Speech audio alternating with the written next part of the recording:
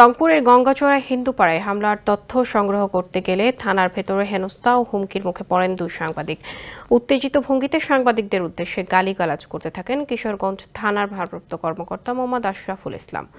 এ সময় কোনো কারণ ছাড়া ভুক্তভোগী দুই সাংবাদিককে আটকের নির্দেশ দেন তিনি।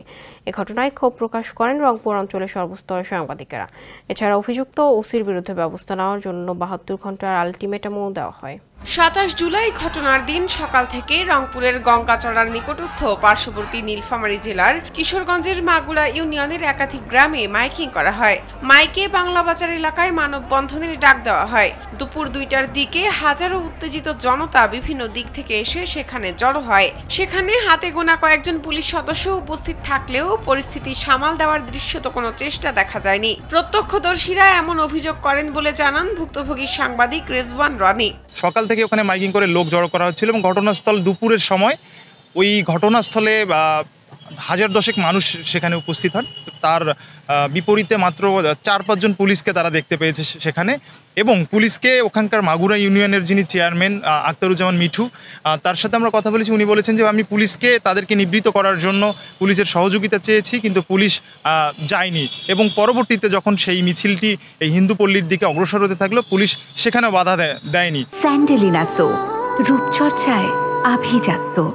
পরে পুলিশের প্রতি সাধারণ মানুষের অভিযোগের প্রেক্ষিতে বিক্ষোভস্থলে পুলিশের অবস্থান ও তৎপরতা বিষয়ে জানতে 30 জুলাই সংশ্লিষ্ট থানায় যান রেজওয়ান রনি ও জহির রায়হান।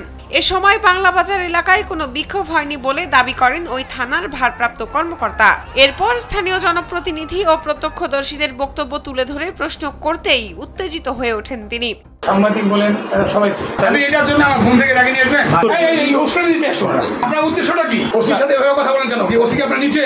আপনার এই যোগ্যতা থাকলে আপনি ভালো জায়গায় কিছু করতেন। রাগান্বিত অবস্থায় চেয়ার ছেড়ে উঠে এসে সাংবাদিকদের দিকে তেড়ে যান। অকথ্য ভাষায় গালিগালাজ করতে থাকেন। উপস্থিত পুলিশ সদস্যদের উদ্দেশ্যে দুই সাংবাদিককে আটক করারও নির্দেশ দেন ওসি আশরাফুল।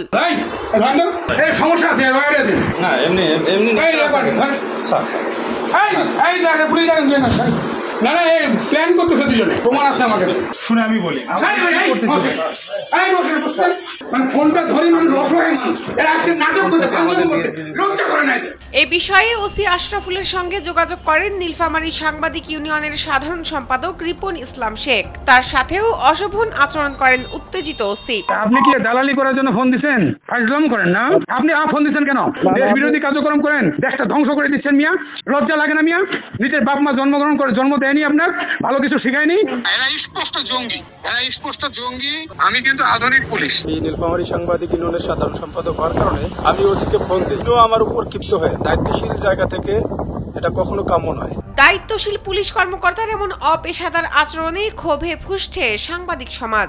এদিকে 72 ঘন্টার আলটিমেটাম দিয়ে ওসি আশরাফুলের বিরুদ্ধে ব্যবস্থা নেওয়ার দাবি করে রংপুর সাংবাদিক ইউনিয়ন RPUJ।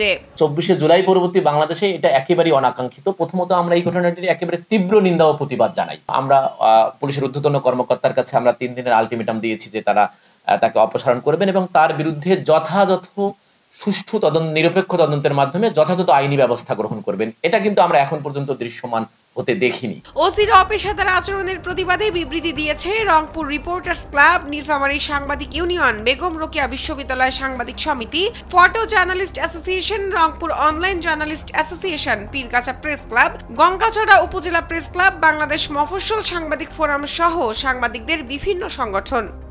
এই ঘটনার তদন্ত করে ব্যবস্থা নেওয়ার আশ্বাস দেন নীলফামারী জেলার পুলিশ সুপার AFM তারিক হাসান খান। পদক্ষেপ নেওয়া হবে না কেন? একটা কমিটি করে দেওয়া হয়েছে, তদন্ত হবে, তদন্তের বিরুদ্ধে যাবে। শাহনাজ পারভীন, কালবেলা।